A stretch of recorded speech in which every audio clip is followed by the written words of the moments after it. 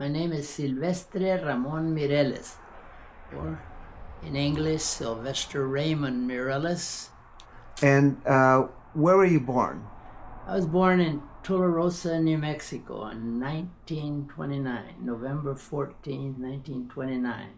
And tell us about what Tularosa was like, what rural New Mexico was like back then. I had about 1,200 people. It was mostly Hispano, but the people in control were the Anglos that had come in, generally from Texas.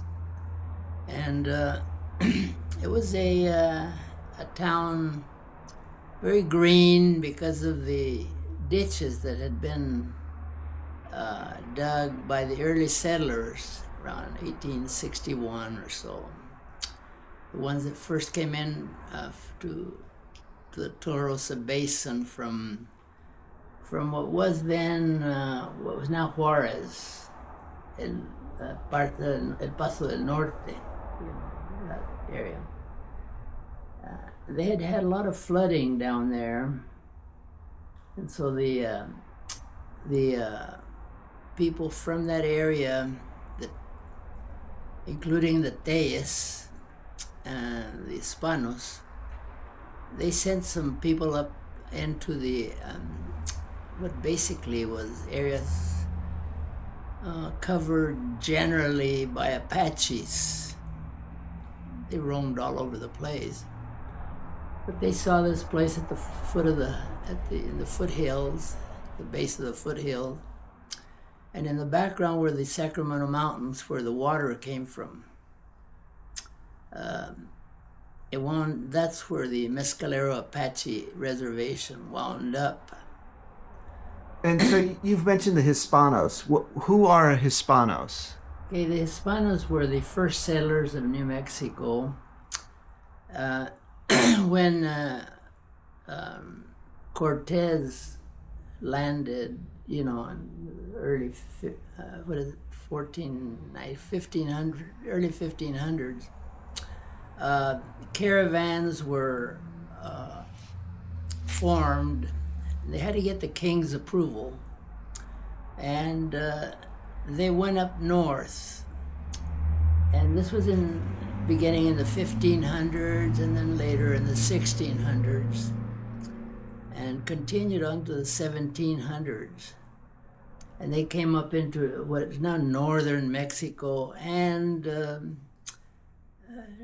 New Mexico. But there were so many warring Apaches up there. It was a little risky getting up there, and the Pueblos had their villages up north, but the Hispanos wound up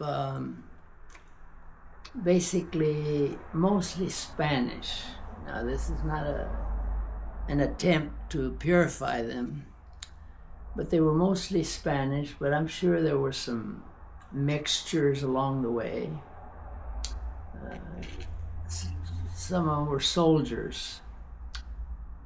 They would stop every certain 100 miles and take roll.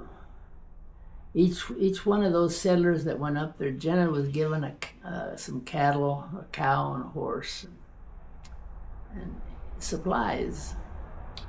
But they had to be very accountable and stay with the group. If they left, they were considered AWOL, away without official leave. That was later coined in the U.S., but the early settlers, some of them went up pretty far north. And the town where one of our ancestors came from had the name of the Gentle Indians. I forget the name of the place, but it had the general name that they were welcomed. And in a lot of parts they settled and they were welcomed pretty well, or they made themselves at home. But in the late and 1600s, the pueblos revolted. They organized, kicked out all of the Spanish people, the Hispanos, and most of them wound up around the El Paso del Norte area, which is now Juarez.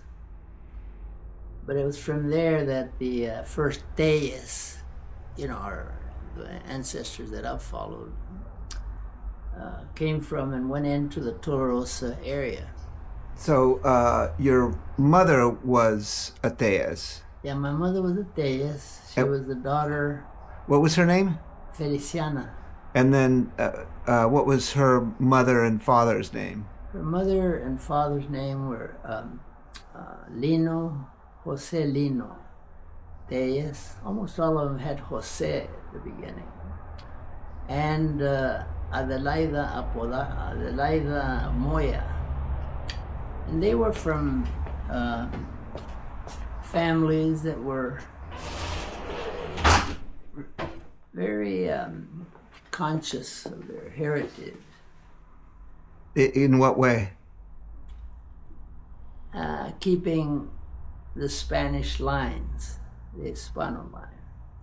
But, of course, control is not always possible. And I remember reading in one of the little books there that one of the Moyas married a slave that they had from the Apaches. Because the Apache used to raid the Hispanos and other Indian tribes and take whatever they wanted to, including kids.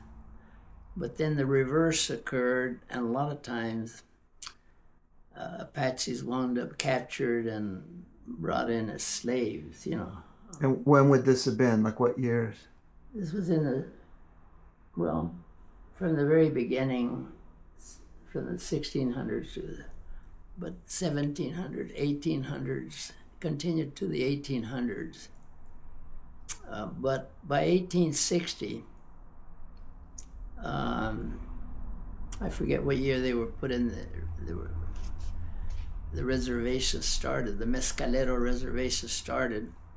But Perfecto Teyes, it was Jose Miguel Teyes, and I forget the wife. She was, I forget her name. Came across the border, and when they checked him, he had $1,000. So Jose Miguel Teyes. So he would have been your. He would have been, it goes from my mother Feliciana Teyes, Lino Teyes, and Adelaida Moya. Following Lino Teyes, his dad was Perfecto.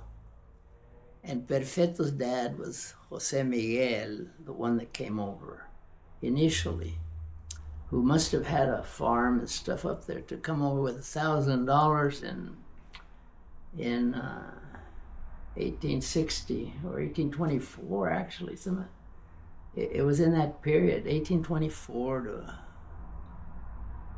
1850s, 1860s. And apparently they had Apaches working for them, because Jose Perfecto Teyes, Lino's dad, he could speak Apache. And so he moved up there close to where the Apache reservation is, a little town of Bent. All it had was a store and a little post office and houses around there.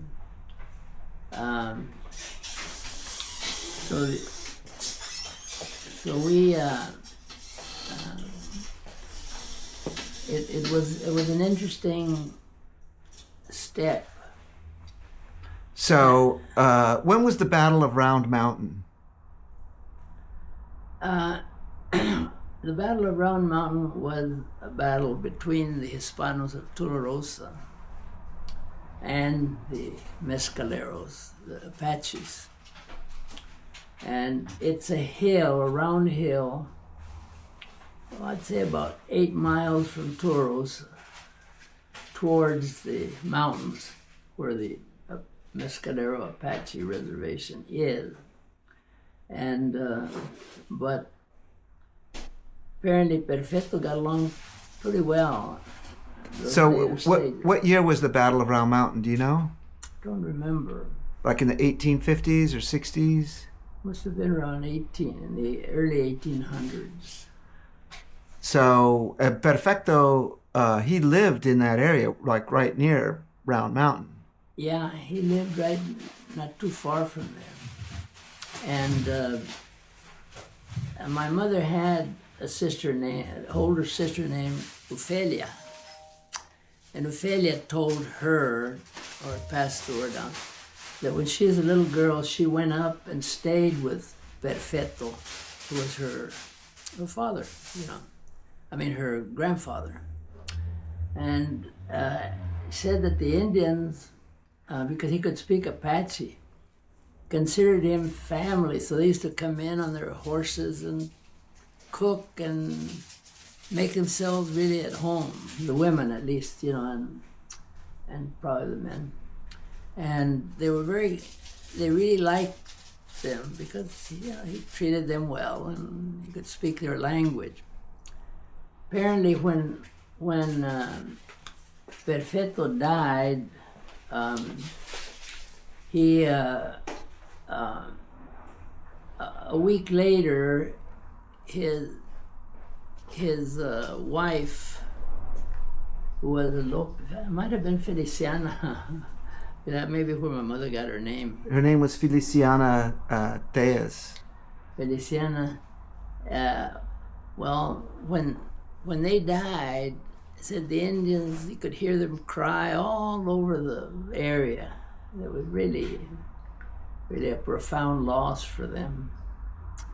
But there wasn't much mixing, intermarriage. Although a church was built up there in Mescalero, a big stone church, beautiful church. I took your mom up there once, and we went through the reservation, and they were in miserable condition. Oh my God, that reservation. When we drove through it, there was a pickup with about 3 Apache guys, and they threw out this woman who, I guess they were all drinking, right in front of us, threw her out of the. We stopped and helped her, and took her home. Her home, oh my God, it was muddy, kids crawling in the mud. I mean, it was really bad. So they were in pretty bad shape. They used to come to Tularosa because they put on welfare. That was part of the arrangements for their, surrender, for putting them into the reservation. And they'd buy their groceries and stuff, but also buy the booze. Muscatel wine was generally the stuff. And, So this woman that you helped, what year would that have been? In like the early 60s? Well, let's see, when were you born? 65. 65? Yeah, it must have been a little before that. Yeah. Because I don't remember, I would have remembered our kids. You would be the oldest one. So that would be about the year. And so what happened Perfecto Tejas had a ranch outside of town. What happened to that ranch, do you know? Probably got sold.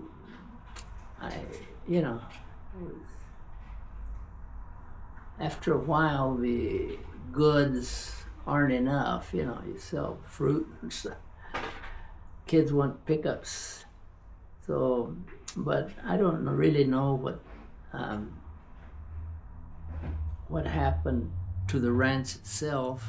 Probably got sold, or they died. You know, I mean, generations went by because Lino did not go up there. He didn't inherit any part of that.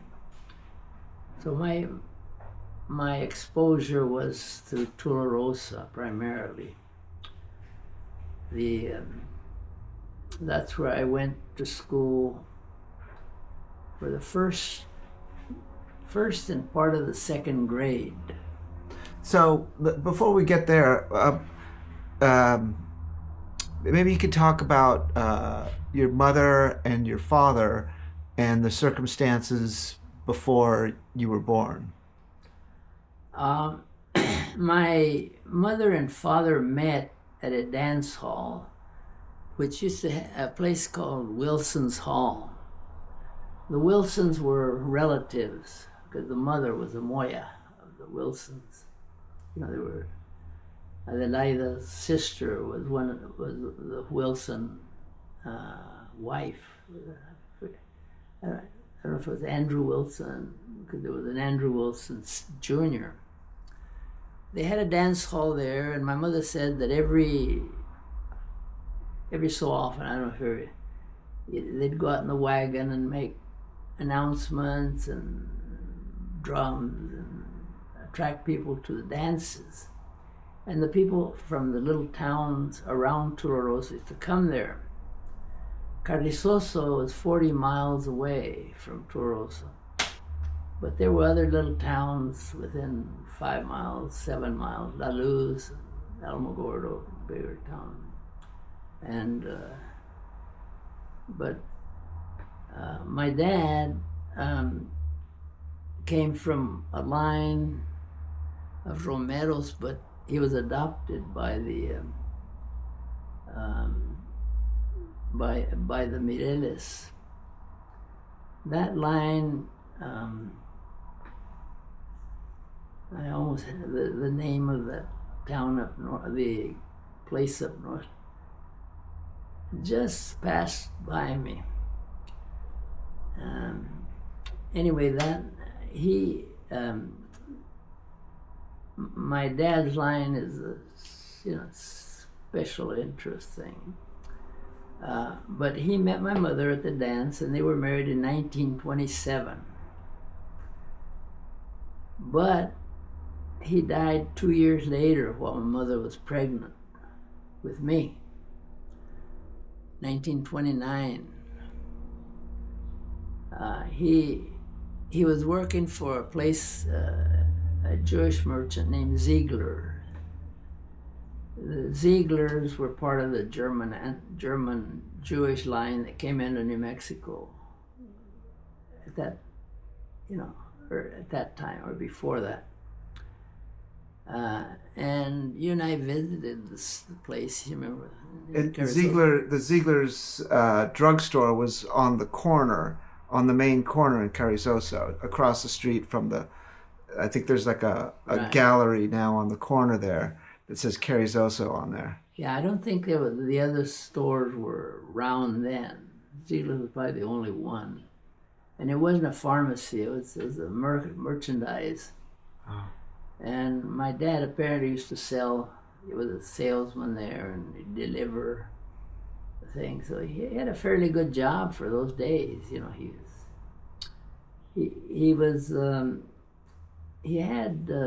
His mother was Juanita Chavez, and he was adopted. I don't know if it was formal adoption, but Florencio Mireles was the one who married Juanita Chavez. But it took a long time for me to find out who my dad's real dad was, and it was Vidal Manuel Romero.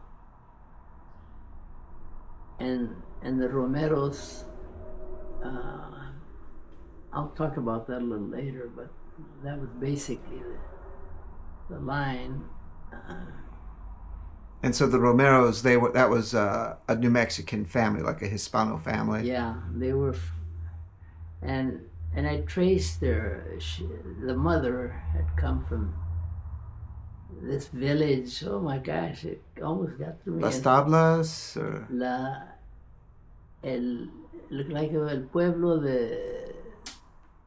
had a welcoming name in Spanish up north. So apparently this early Spaniards were welcomed up there up in the north, and that's where that line. They came. The Romeros came from the north of New Mexico. Yeah, but I couldn't trace all of them down when I was doing the genealogy but that was quite a search. So let's talk about your father. His name was Silvestre? Yeah. And so he worked at the store, and what happened to him? How did he die? Well, my dad had an ulcer, and they didn't have the intimate knowledge, and I don't think there was even a doctor in town. It's a very small place at the time. Still is. And Juanita, I learned years later, many years when I was already in my 20 years old, early 20s, that he had died of a bleeding ulcer. He had died after a rub down by a curandera, a faith healer, a local town healer that would indulge in births and and cures with the various herbs and whatever. And I didn't learn this until one of my dad's half brothers, named Jimmy, came to visit. And this had to be when I was already 19, in the 40s. And I happened to ask him, what disease did my dad have? Because I thought for all this time he had died of a blood disease. Oh no, he said, Juanita, that's how I referred to him, called in a curandera, and she gave him a real strong rub down, and that ruptured the ulcer. And you and I visited Carrizosa, that little room, adobe hut, where they lived. They lived next door to the in-laws, the Mireles.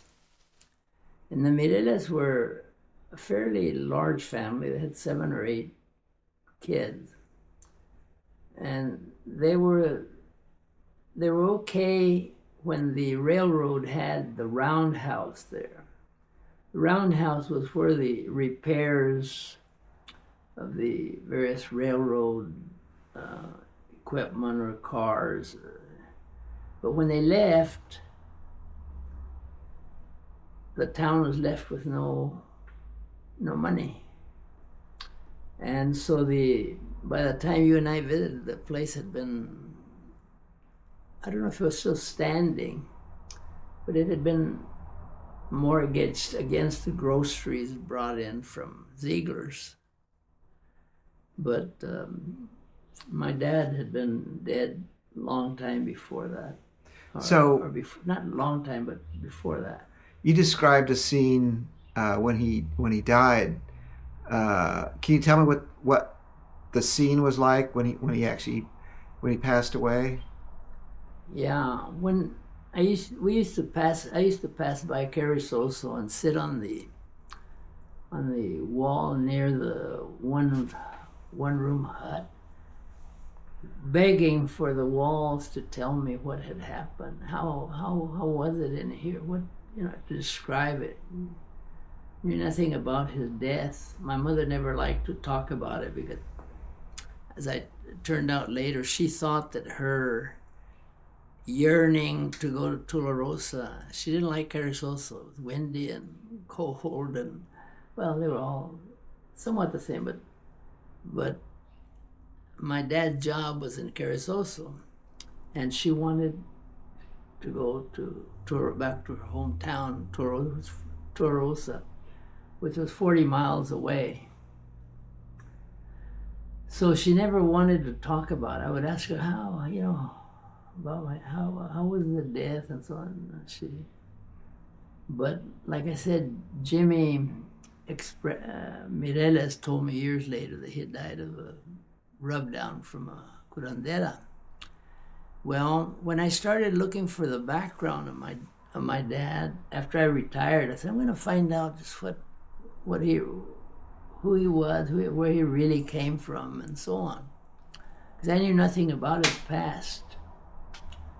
All I knew that the death certificate said Silvestri R. Mireles, and so when I started looking in through the Mormon church genealogy film strips, it was quite a search trying to find his birth. Where was he born?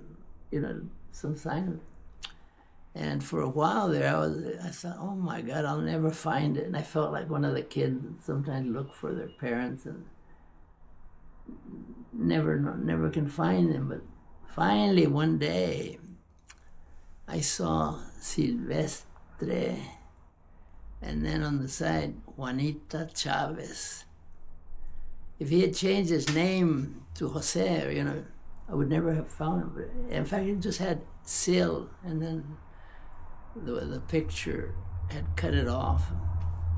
Turns out that my grandfather on my dad's side, Silvestre's dad, was Manuel Vidal Romero. And that's what the R was. And it's sort of interesting that when I was growing up and reached the age of confirmation, you're about 6 or 7, I don't know what age, I forget, maybe 3. And they were looking into my name, I don't know if it was a baptism, it was confirmation, I'm pretty sure. And they looked at the R, you can see where they're writing Silvestre R, and it's very dark. And then the rest of it is very light. It says Ramon, A-M-O-N, Mireles. So it was obvious that they stopped, they couldn't figure out what the R was. And this is for you or for your father? This is for me, but it was my father's name, where I had come from. In other words, when I was confirmed, they list your father, and it had Silvestre R in dark, and then the rest of it light. Well, they thought that the R stood for El Dia de San Ramon, saint, but I looked and no, it wasn't Saint. There was no Saint Raymond on that day. And it turned out to be, the story goes like this. I was doing the genealogy and I was determined to find out where he came from. I didn't know that he was I knew he was a Romero, but I went knocking door to door first in Carrizoso and then in Lincoln, where my dad was born. Lincoln was the town where Billy the Kid roamed there in southeastern New Mexico. There was a lot of villages there. I went knocking on doors and said, does anybody here know anything about the Mireles? And one of the ladies said, go down there to where that place right across the street where Billy the Kid was put in jail, a big 2-story building. They had converted to a temporary jail. Right across the street, there's a lady I think it would know. So I went over there to that place and knocked on the door. And this little old lady, she must have been around 60 or so. At that time, it was more. 60 was not the 60 of today. And I said, "Would you happen to know any Mireles, Silvestri Mireles and his family, or I forget?" And she looked at me, unbelievable. I said, "I'm Silvestri Mireles, the son of Feliciana Telles." She was Theodora Mes, a first cousin of my dad. And she had been in this little house when my dad was laying on the table, blood all over the place. And she described it. My mother was, desperately crying. And so I learned, that's when do you know what he, who his father was? Or what he was? She said, I think it was Romero, I'm not sure. See, I hadn't found that last link out. I found it later that he was the son of Vidal Manuel Romero. Well, before you leave, go back to that little house. So that was a little adobe hut where they lived, right? And so did she explain more of like what that day or that that? Yeah, well, she said that my dad's body was on the table. They had laid him there on the table, and there was blood all over the place. My mother was just inconsolably crying, and that's pretty much all I remember that she said about it. But was there a doctor there? No, there was no doctor. And this would have been when? 1929. 1929. 5 months before I was born. My mother was pregnant. Can you imagine a mother in those days who was totally dependent on the father, the husband,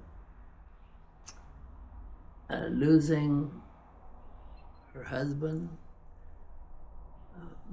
while she's pregnant. And I was born 2 weeks before the onset of the Great Depression. And so if times were tough, they got tougher. But she went back to Tularosa and was living with Papalino. That was the way we referred to him, her dad. Adelaide Moya had died, I guess, around 1929 also, around that time or earlier. And that would have been her mother? Yeah. My mother's mother, Adelaide. But... and how many children did she have? So Adelaide and Papalino had about 8 kids. I think it was 8, yeah. That's what I've counted in the past. One of them died in childbirth, Margaret. Wasn't there a Margaret, though? Margaret Salazar? Well, there is a Margaret now, still alive, but she's the daughter of the oldest, either the oldest or second oldest child of Papalino and Adelaide Moya. What were the children of Lino and Adelaide? Do you remember? Well, Adelaide and Papalino, for a while I thought their oldest was Ophelia, but it may have been another Adelaide, because they had a daughter named, I think it was Adelaide. She's more known by a common name. And then there was Dan Daniel Tejas, who later was blinded when he was fooling around with dynamite caps, threw some in the fire and they exploded and he wound up blind at about 13. And then there was Salomon. And that was it. Maybe, or Mary. Mary was my aunt. She was my mother's youngest sister. Oh, and then there was also Della, one married a Marujo. And Chonita? Oh, and then Chonita.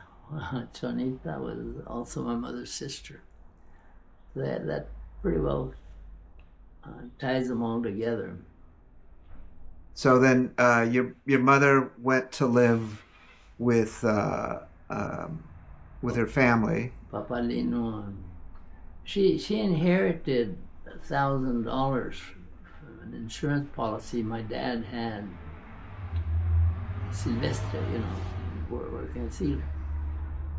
But she wound up turning it over to Papa Lino. And most of it, I assume, everyone assumed, went to fix up the house. The house was across the street from the church there in Tularosa. Was it on the corner? Yeah, it was. Well, it wasn't on the corner. Like one next to it? Next to it. And is that house still standing? Yeah, it's still standing. And every now and then it pops up in a dream, because I remember we went to the back and looked at it, and it was pretty run-down condition, but there was people still living there. Now, you pointed out a house to me where you were born, and it wasn't that house. Right. So I was born in the house that belonged to the Walgamuths. Anophelia, the oldest or second oldest daughter, married an offspring of a Hispana and a German Jew named Walgamuth. And they had a house, several blocks from there. And that's where I was born, in the Walgamuth house. And that's where you and I visited. And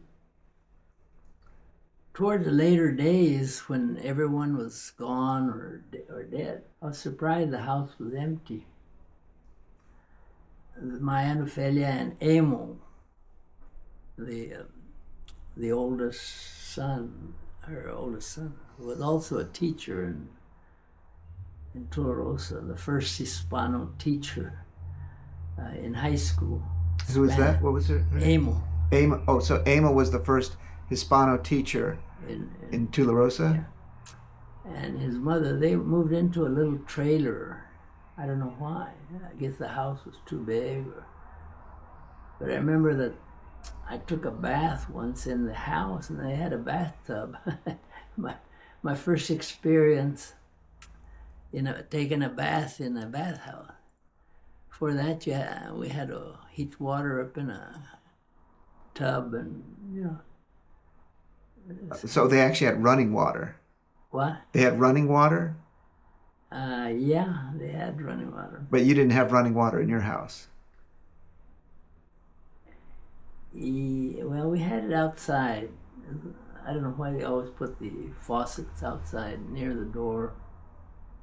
So if you needed water, you had hot water, you had to put, go outside and put some in and put it on the stove. What was Tularosa like back then? I mean, was there cars? Were there horses and buggies? Was the town smaller or bigger? Yeah, it was, like I said, there was about 1,000 to 1,200 people. And they had a mix. There were horses and wagons, but also some people had cars.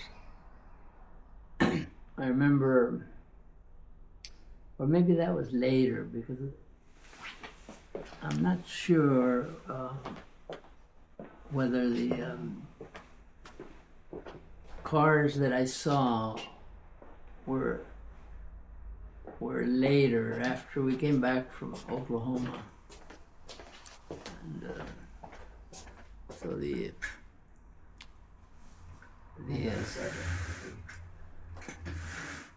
there was one. Okay. Yeah, the memory of cars begins around 1939. I mean, before that, I don't remember. I don't remember who had cars, but they weren't common. Horses and wagons, and where we lived when I was about 9 years old or 10, and my sister Dorothy was just born. One of the fellows there had a fancy wagon. He had regular automobile tires on a wagon, and it was pulled by his horse. And he wasn't very strong.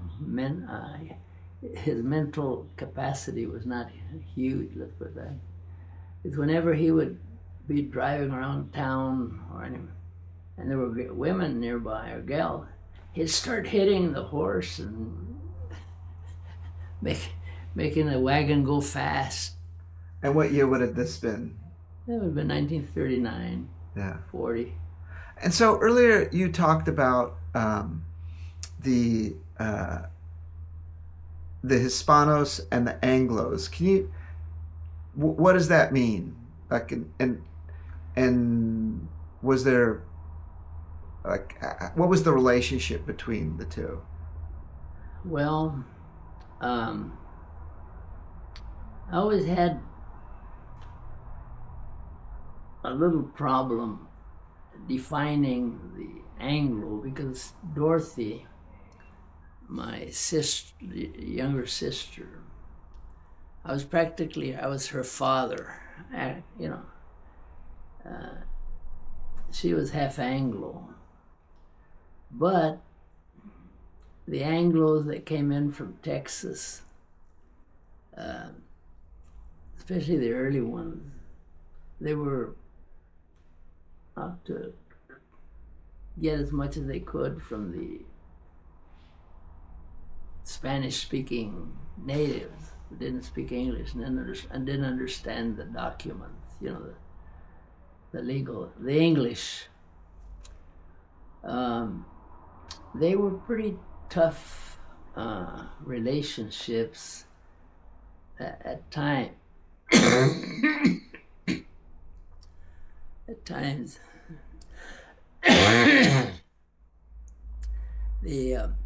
But several of them, fairly good. They called the ones that treated the Hispanos with politeness and didn't give that condescension,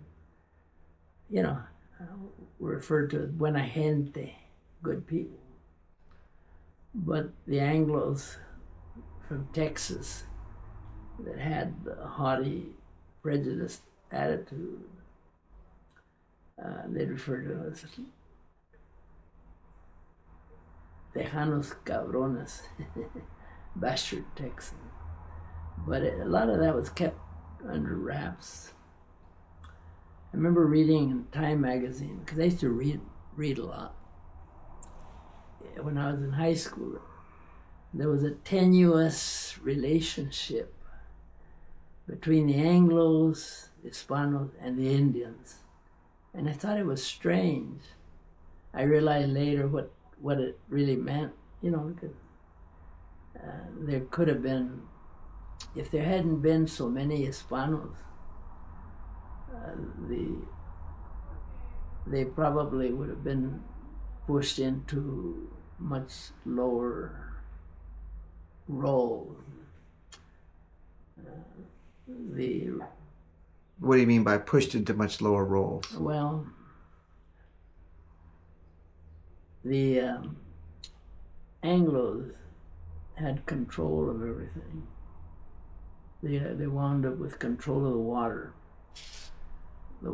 I describe that battle over there, but they killed off the defenders of the Hispanos who were fighting for the water rights, and when would that have been? probably in the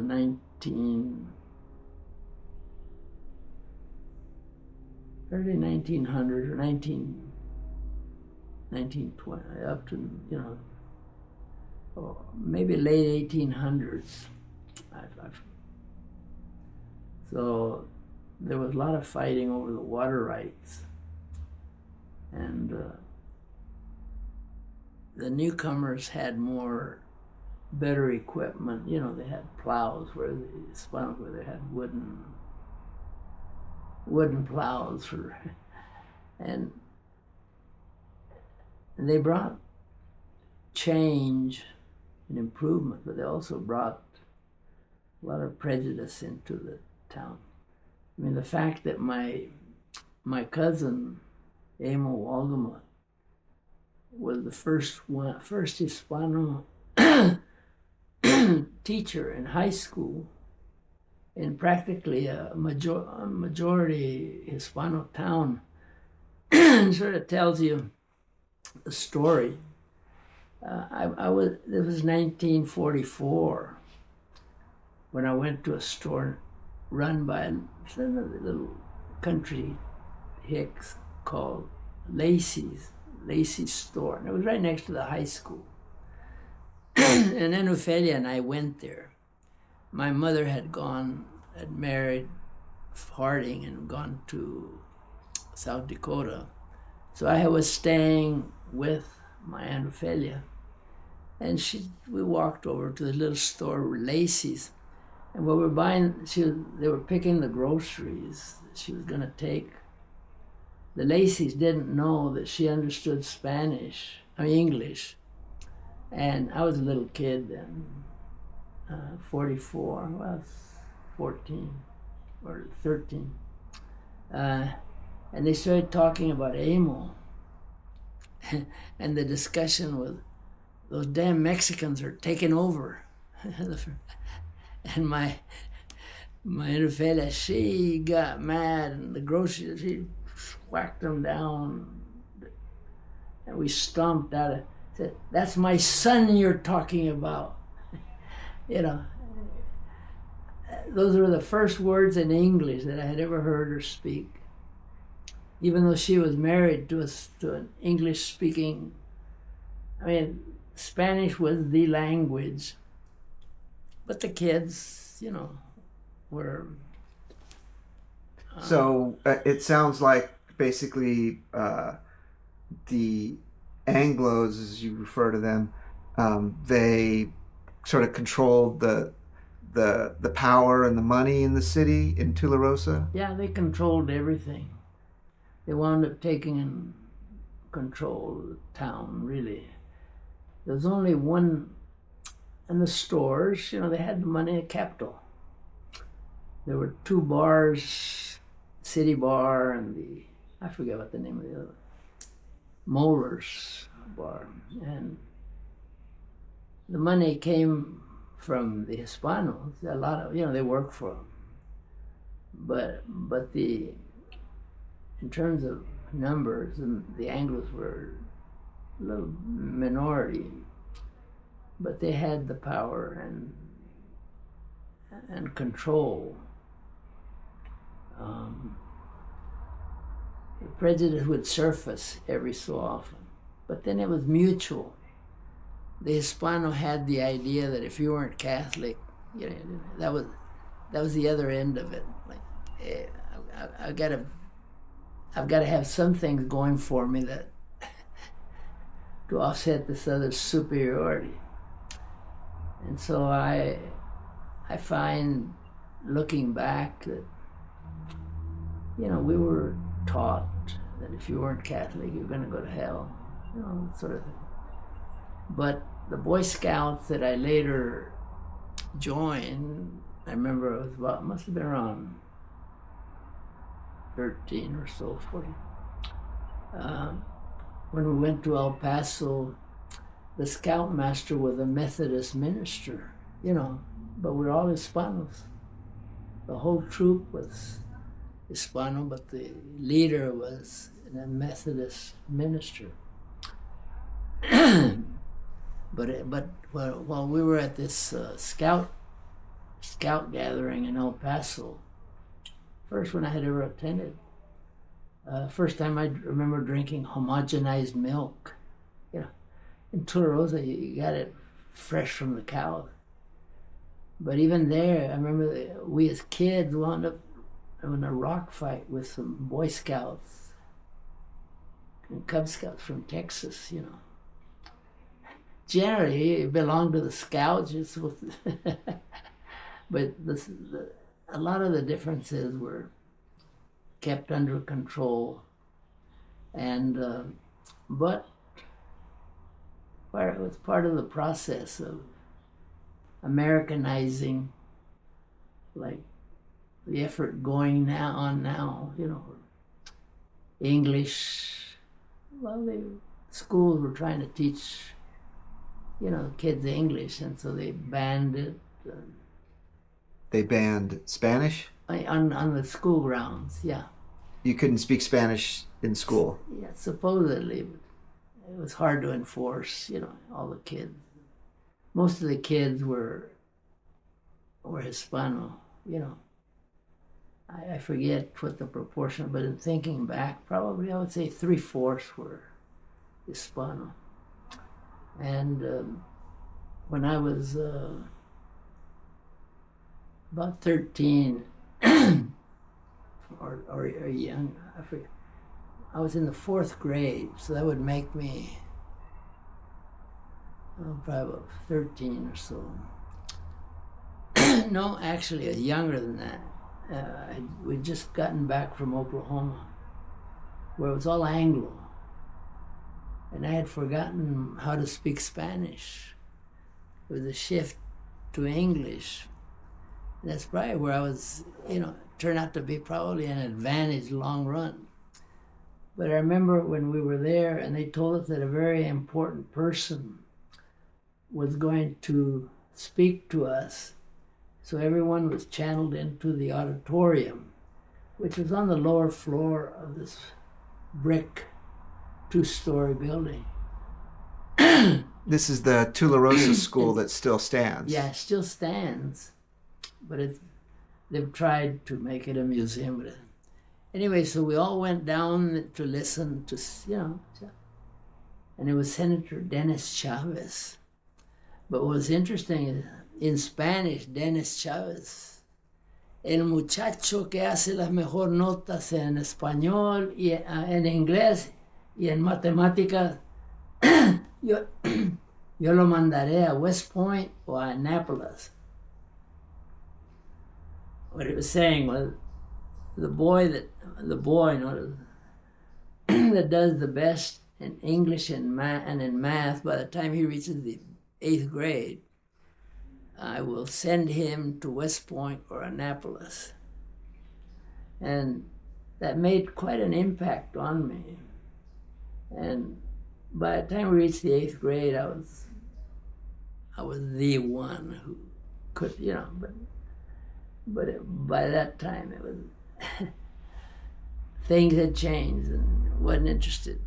I mean, and he probably made that promise at every school he went to, because he hadn't been a senator very long, but he was going around New Mexico trying to elevate the education of the people. And was he a state senator or a U.S. senator? He was a U.S. senator. Okay. He was the first U.S. senator from New Mexico.